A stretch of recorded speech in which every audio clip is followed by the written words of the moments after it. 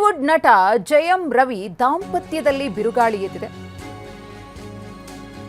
ಪತ್ನಿ ವಿರುದ್ಧ ಆರೋಪಗಳ ಸುರಿಮಳೆಗೈದಿದ್ದಾರೆ ನಟ ಜಯಂ ರವಿ.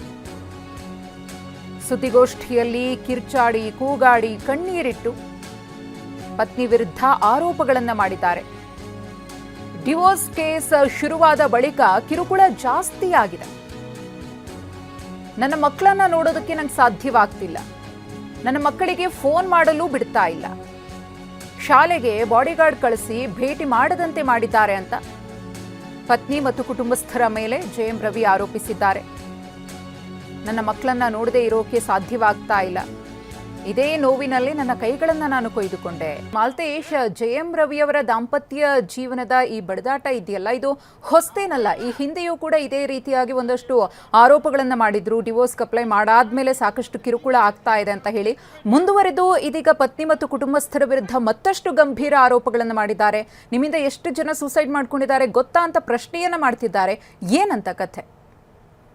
ಮಧುಶ್ರೀ, ಪ್ರಮುಖವಾಗಿ ಕಾಲಿವುಡ್ ನಟ ಜಯಂ ರವಿ ಅವರು ಇವತ್ತು ಒಂದಿಷ್ಟು ಗಂಭೀರ ಆರೋಪಗಳನ್ನು ಮಾಡಿರ್ತಕ್ಕಂಥದ್ದು. ಅಂದರೆ ಈಗಾಗಲೇ ಏನಂತಂದರೆ ಅವರ ವೈಯಕ್ತಿಕ ಜೀವನದ ಭಿನ್ನಾಭಿಪ್ರಾಯಗಳೇನಿತ್ತು ಅದೆಲ್ಲದರ ಬಗ್ಗೆ ಸಾಕಷ್ಟು ಸಂದರ್ಭಗಳಲ್ಲಿ ಆರೋಪ ಪ್ರತ್ಯಾರೋಪಗಳು ಬರ್ತಾ ಇತ್ತು. ಸೊ ಅವರ ಪತ್ನಿ ಆರತಿ ಅವರ ಜೊತೆಗಿನ ಒಂದಿಷ್ಟು ವೈಮನಸ್ಸು ಉಂಟಾಗಿ ನಂತರ ಅದು ಡಿವೋರ್ಸ್ ಹಂತಕ್ಕೂ ಕೂಡ ತಲುಪಿತ್ತು. ಸೊ 2024ರಲ್ಲಿ ಡಿವೋರ್ಸ್ಗೆ ಕೂಡ ಅಪ್ಲೈ ಮಾಡಿದ್ರು. So court ಮೆಟ್ಲೇರಿರ್ತಕ್ಕಂಥದ್ದು. ಸೊ ಅದಾದ ನಂತರ ಪ್ರಕರಣ ಸಾಕಷ್ಟು ತಿರುವುಗಳನ್ನು ಪಡ್ಕೊಳ್ತಾ ಬಂತು. ಅಂತಂದರೆ ಈ ಕಡೆ ಜಯಂ ರವಿ ಅವರ ಜೀವನದಲ್ಲೂ ಕೂಡ ಗಾಯಕಿ ಕೆನಿಷಾ ಅವರು ಬರ್ತಾರೆ. ಸೊ ಅದಾದ ನಂತರ ಆರತಿ ಅವರು ಅದನ್ನು ಕುರಿತು ಗಂಭೀರವಾಗಿರ್ತಕ್ಕಂಥ ಆರೋಪವನ್ನು ಮಾಡ್ತಾರೆ. ಸೊ ಜಯಂ ರವಿ ಅವರು ಮತ್ತು ಕೆನಿಷಾ ಅವರು ಸಾಕಷ್ಟು ಸಾರ್ವಜನಿಕ ಸಂದರ್ಭಗಳಲ್ಲಿ ಓಡಾಡ್ತಾ ಇರುವಂತಹ ಸನ್ನಿವೇಶಗಳನ್ನು ಕೂಡ ಸಾಮಾಜಿಕ ಜಾಲತಾಣದಲ್ಲಿ ಹರಿದಾಡ್ತವೆ. ಸೊ ಇದೆಲ್ಲವೂ ಆದ ನಂತರ ಇವತ್ತು ಪ್ರಮುಖವಾಗಿ ಜಯಂ ರವಿ ಅವರು, ಅವರ ಪತ್ನಿಯವರು ಮತ್ತು ಅವರ ಕುಟುಂಬಸ್ಥರು ಮಾಡಿರ್ತಕ್ಕಂತಹ ಒಂದಿಷ್ಟು ಘಟನಾವಳಿಗಳನ್ನು ಉಲ್ಲೇಖಿಸಿ ಗಂಭೀರವಾಗಿರ್ತಕ್ಕಂಥ ಆರೋಪವನ್ನು ಮಾಡಿದ್ದಾರೆ ಅಂತ ಹೇಳ್ಬೋದು. ಅಂದರೆ ತಾನು ತನ್ನ ಮಕ್ಕಳಿಗೋಸ್ಕರ ಎಲ್ಲವನ್ನೂ ಕೂಡ ಸಹಿಸಿಕೊಂಡಿದ್ದೆ, ಬಟ್ ಈಗ ಸಾಕಷ್ಟು ಗಂಭೀರ ಪರಿಸ್ಥಿತಿಯನ್ನು ನಾನು ಅನುಭವಿಸ್ತಾ ಇದ್ದೀನಿ ಅನ್ನೋ ರೀತಿಯಲ್ಲಿ ಹೇಳಿರ್ತಕ್ಕಂಥದ್ದು. ಬಟ್ ಅವತ್ತು ಆರತಿ ಅವರು ನನ್ನನ್ನು ಮದುವೆ ಆಗುವಂಥ ಸಂದರ್ಭದಲ್ಲಿ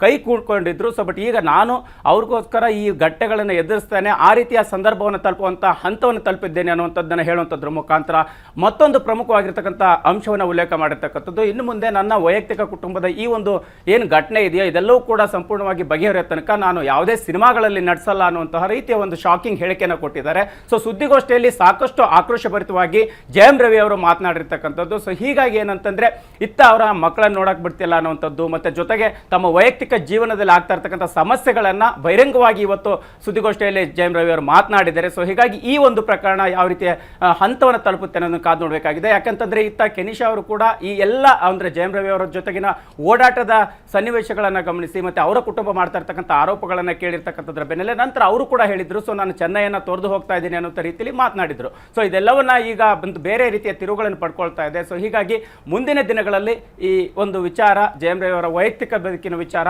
ಯಾವ ರೀತಿ ತಿರುವನ್ನು ಪಡ್ಕೊಳ್ಳುತ್ತೆ ಅನ್ನೋದನ್ನ ಕಾದು ನೋಡಬೇಕಾಗಿದೆ. ಮಧುಶ್ರೀ, ಮಾಲ್ತೇಶ್, ಈ ಹಿಂದೆ ಜಯಂ ರವಿ ಅವರು ಮಾಡಿದಂತಹ ಆರೋಪಗಳಿಗೆ ಅವರ ಪತ್ನಿ ಕಡೆಯಿಂದ ಸ್ಪಷ್ಟನೆ ಕೂಡ ಸಿಕ್ಕಿತ್ತು. ಇದೀಗ ಮತ್ತಷ್ಟು ಗಂಭೀರ ಆರೋಪಗಳನ್ನು ಮಾಡೋದ್ರ ಜೊತೆಗೆ ನಾನೇನಾದ್ರೂ ಮಾಡ್ಕೊಂಡ್ರೆ ಅಥವಾ ನಾನೇನಾದ್ರೂ ನನ್ನನ್ನು ನಾನು ಅಂತ್ಯಗೊಳಿಸ್ಕೊಂಡ್ರೆ ನಿಮ್ಮೆಲ್ಲರನ್ನ ಮುಗಿಸಿನೇ ನಾನು ಹೋಗ್ತೀನಿ ಅಂತ ಅವರು ಹೇಳ್ತಾ ಇರೋದ್ರಿಂದ ಇದು ಮತ್ತಷ್ಟು ಗಂಭೀರ ಆಗುತ್ತಾ ಅಂತ ಪತ್ನಿ ಕಡೆಯಿಂದ ಅಥವಾ ಪತ್ನಿಯವರ ಕಡೆಯಿಂದ ಈ ಕುರಿತು ಅತಿ ಶೀಘ್ರದಲ್ಲೇ ಏನಾದರೂ ಸ್ಪಷ್ಟನೆ ಸಿಗಬಹುದಾ? ಖಂಡಿತ ಮಧುಶ್ರೀ, ಯಾಕಂತಂದ್ರೆ ಈಗ ಜಯಂ ರವಿ ಅವರು ಒಂದಿಷ್ಟು ಆಕ್ರೋಶಭರಿತ ಮಾತುಗಳನ್ನು ಆಡೋದು ನೋಡಿದ್ರೆ ಈ ಪ್ರಕರಣ ಖಂಡಿತ ಬೇರೆ ರೀತಿಯ ತಿರುವುಗಳನ್ನು ಪಡೆದುಕೊಳ್ಳುವಂಥ ಸಾಧ್ಯತೆಗಳಿದೆ. ಈಗ ಅವರು ಹೇಳಿರ್ತಕ್ಕಂಥದ್ದು, ಈಗ ಪತ್ನಿ ಆರತಿ ಅವರು ಏನು ಆರೋಪಗಳನ್ನು ಮಾಡಿದ್ದಾರೋ ಅದೆಲ್ಲದಕ್ಕೂ ಕೂಡ ನಾನು ಉತ್ತರ ಕೊಡದೆ ಹೋದರೆ ನನ್ನ ತಪ್ಪು ಅನ್ನುವಂಥದ್ದು ಕಂಡು ಬರುತ್ತೆ. ಸೊ ಹಾಗಾಗಿ ನಾನು ಮಾತನಾಡಬೇಕಾಗಿರ್ತಕ್ಕಂಥ ಸಂದರ್ಭ ಬಂದಿದೆ ಅನ್ನುವಂಥದ್ದನ್ನು ಇಟ್ಕೊಂಡು ಇವತ್ತು ಜಯಂ ರವಿ ಅವರು ಒಂದು ಸುದ್ದಿಗೋಷ್ಠಿಯನ್ನು ಮಾಡಿರ್ತಕ್ಕಂಥದ್ದು ಮತ್ತೆ ಮಾತನಾಡಿರ್ತಕ್ಕಂಥದ್ದು. ಸೊ ಈಗ ಸಹಜವಾಗಿ ಈಗ ಜಯಂ ರವಿ ಅವರು ಮಾಡಿರ್ತಕ್ಕಂಥ ಆರೋಪಗಳಿಗೆ ಸದ್ಯದಲ್ಲಿ ಆ ಪತ್ನಿ ಮತ್ತೆ ಅವರ ಕುಟುಂಬಸ್ಥರು ಕೂಡ ಆರತಿ ಮತ್ತೆ ಅವರ ಕುಟುಂಬಸ್ಥರು ಕೂಡ ಒಂದಿಷ್ಟು ಸ್ಪಷ್ಟನೆಗಳನ್ನು ಕೊಡಬೇಕಾಗಿದೆ. ಯಾಕಂತಂದ್ರೆ ಈ ರೀತಿಯ ಗಂಭೀರ ಆರೋಪಗಳನ್ನು ಮಾಡಿರ್ತಕ್ಕಂಥದ್ರ ಬೆನ್ನಲ್ಲೇ ಹಾಗಾದ್ರೆ ಈ ಎಲ್ಲ ಘಟನೆಗಳಿಗೆ ಕಾರಣ ಏನಾಗಿರ್ಬೋದು ಮತ್ತೆ ಅವ್ರ ಕಡೆಯಿಂದ ಯಾವ ರೀತಿಯ ಸ್ಪಷ್ಟನೆ ಸಿಗುತ್ತೆ ಅನ್ನೋಂಥದ್ದು ಕೂಡ ಸಾಕಷ್ಟು ಕುತೂಹಲಕ್ಕೆ ಎಡೆ ಮಾಡಿಕೊಟ್ಟಿದೆ.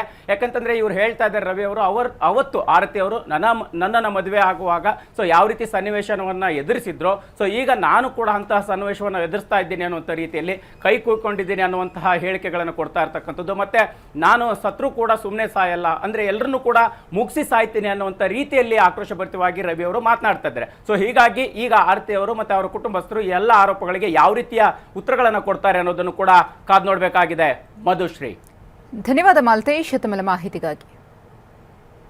ಎಸ್ ಸದ್ಯಕ್ಕೆ ಜಯಂ ರವಿಯವರ ದಾಂಪತ್ಯ ಜೀವನಕ್ಕೆ ಸಂಬಂಧಪಟ್ಟಂತೆ ಏನೇನು ಆಗ್ತಾ ಇದೆ ಬೆಳವಣಿಗೆಗಳು ಅನ್ನೋದನ್ನು ಗಮನಿಸ್ತಾ ಇದ್ದೀವಿ. ಡಿವೋರ್ಸ್ ಕೇಸ್ ಕೋರ್ಟ್ನಲ್ಲಿ ಇದೆ, ಅದು ಇತ್ಯರ್ಥ ಇನ್ನೂ ಕೂಡ ಆಗಿಲ್ಲ. 2024ರಲ್ಲೇ ವಿಚ್ಛೇದನವನ್ನು ಕೋರಿ ಅವರು ಅರ್ಜಿಯನ್ನು ಸಲ್ಲಿಕೆ ಮಾಡಿದ್ರು. ಆ ವಿಚಾರದಲ್ಲೂ ಕೂಡ ವಿಳಂಬ ಆಗ್ತಿದೆ ಅನ್ನೋ ಆ ಒಂದು ನೋವು ಇರಬಹುದು ಅಥವಾ ಭೀತಿ ಇರಬಹುದು ಜಯಂ ರವಿಯವರಿಗೆ ಕಾಡ್ತಾ ಇದೆ. ಅದರ ಜೊತೆಗೆ ತಮ್ಮ ಹಿಂದೆ ಸಾಕಷ್ಟು ಸಂಚುಗಳನ್ನು ಮಾಡ್ತಾ ಇದ್ದಾರೆ, ತಮ್ಮ ವಿರುದ್ಧ ಷಡ್ಯಂತ್ರವನ್ನು ರೂಪಿಸಿ ತಮ್ಮ ಹೆಸರಿಗೆ ಮಸಿ ಬಳಿಯುವಂತಹ ಕೆಲಸ ಆಗ್ತಿದೆ ಅನ್ನೋದು ಜಯಂ ರವಿಯವರ ಆರೋಪ.